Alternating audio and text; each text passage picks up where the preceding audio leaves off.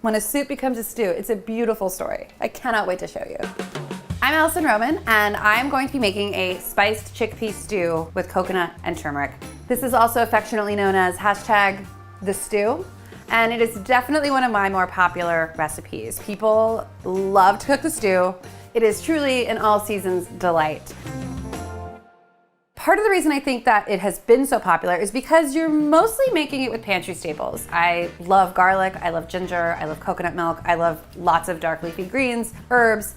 I'm obsessed with chickpeas, and I feel like this stew truly has it all. The base of this recipe is the chickpeas. Before we cook them, we're gonna cook our ginger, the onion, and our garlic together in some olive oil in a pot. And basically what that's doing is releasing the aromatics and softening the vegetables and giving our chickpeas something really flavorful to cook in. And you don't want too big pieces because it should kind of permeate the entire stew. You want it to be evenly distributed. Larger chunks will stay large. They're not gonna break down further in the stew. So you don't have to make a paste or anything, but I do like a fine chop for both the garlic and the ginger. And I'm not gonna peel my ginger.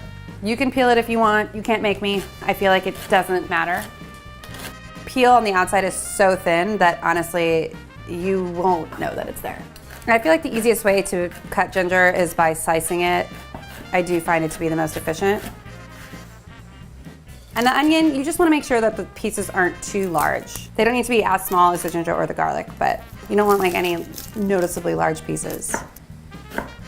I'm gonna start by cooking my ginger, my garlic, and my onions in a pot. I like to use a large Dutch oven, and I typically prefer enameled cast iron because I feel like you get less sticking that way. I also prefer a light colored inside to the pot just because that way I feel like I can see everything better as it's browning and cooking, but that's a personal preference.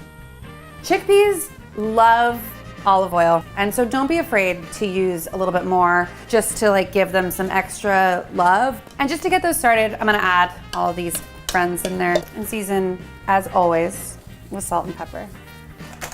This is sort of a basic staple recipe that I feel like is just absolutely perfect for riffing on and making your own and adapting. If you are a huge fan of aromatics, then this would be a good time to add more stuff. I've had people tell me that they've added celery, a carrot, a sweet potato. I could go on. I won't. Just know that you can add more stuff. But this is the stage in which your vegetables are softening. And we're not looking for them to get super brown because remember, they're gonna continue to cook when we add the chickpeas. So you really just kind of want to get them softened. You want them to flavor the oil that the chickpeas are going to cook in. So, you know, this isn't going to go for too long. This recipe was built to use canned chickpeas, but if you are the kind of person that's like, I don't use canned chickpeas, I only soak and cook my own, then that's also fine. But just know that they should be cooked before they go into this recipe. You can't start with like a dried soaked chickpea or bean. So I love a canned chickpea and I'm not afraid to say it. I always rinse my chickpeas after I drain them. They are stored in this liquid that is like very slimy, and I just think it tastes weird. A lot of people are obsessed with crispy chickpeas.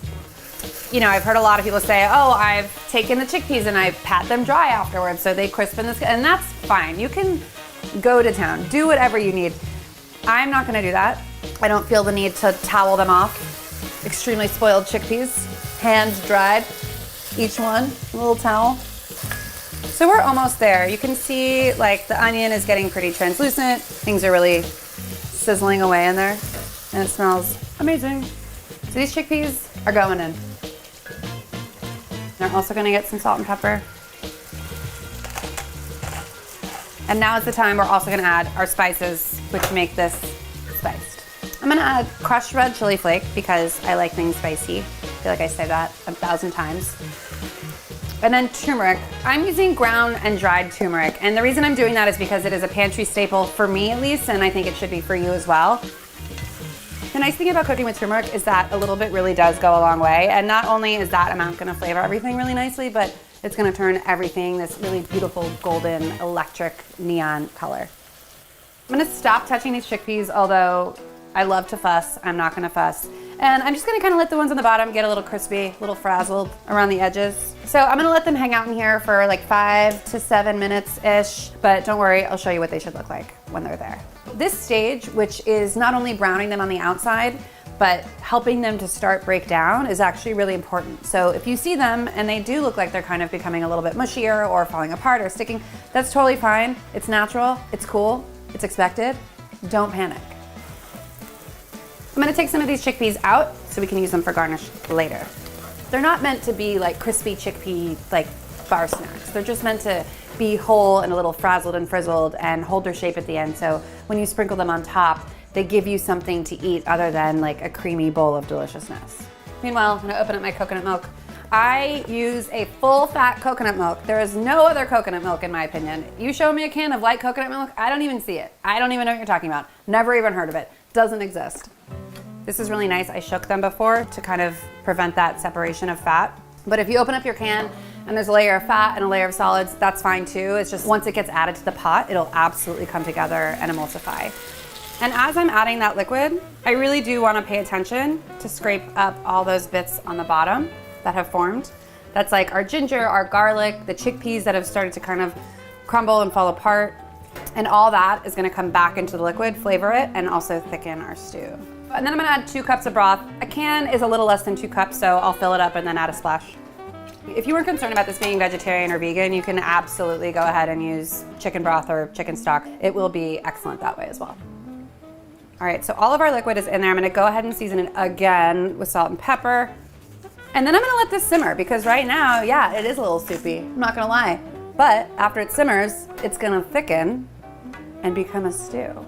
And I'm gonna walk away, let it simmer for like 30 to 35 minutes. I may just pop by occasionally, give it a quick stir, making sure nothing's sticking at the bottom, making sure it's not bubbling furiously. You just wanna like keep an eye on it. I wouldn't like run to the store right now, but you know, if you're in the other room, that should be cool.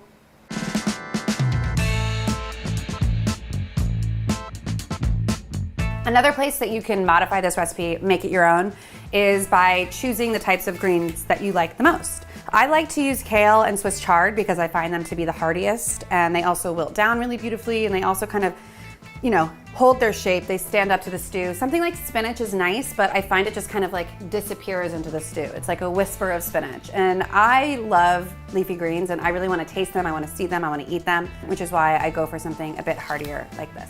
Mustard greens, also awesome. And anytime you're using the dark leafy greens, like for this preparation, I do remove the stem. You can save these stems, you can chop them up and add them to herbs. They make a really nice salsa verde. You don't have to throw them away. I eat them, I think they're great. But they don't belong in our stew. You just wanna make sure that they're kind of bite-sized pieces. You don't have to take a knife to them or anything. Just ripping them off with your hands is fine. Well, it's the moment we've all been waiting for, when the soup has become a stew. It's thickened, it's glossy, it's rich, it's stew-like in texture and appearance. You're not looking for a puree.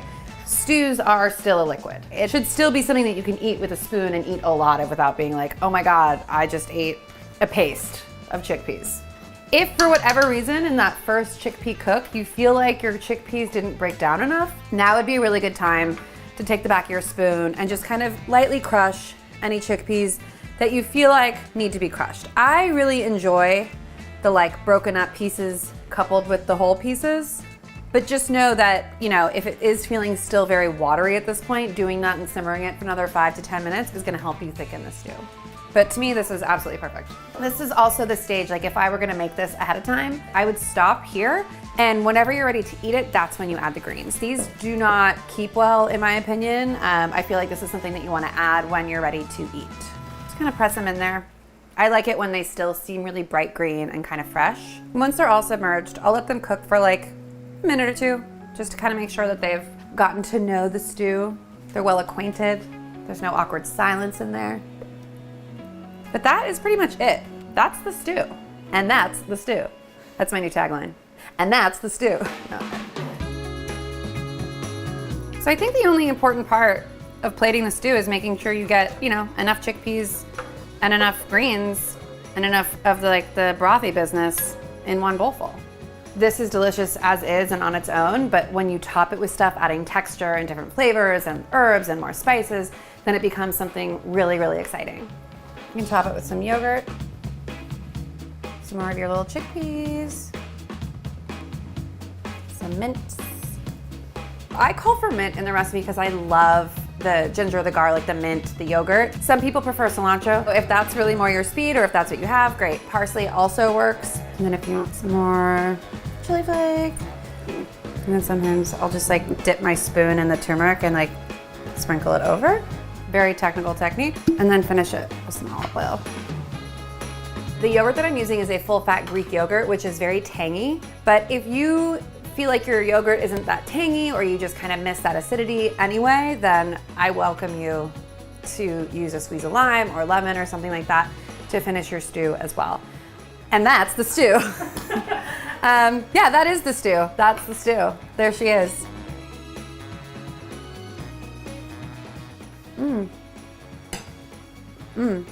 It's really good, I gotta say. If you haven't made a stew, then that's the stew, and hopefully that got you excited to make it.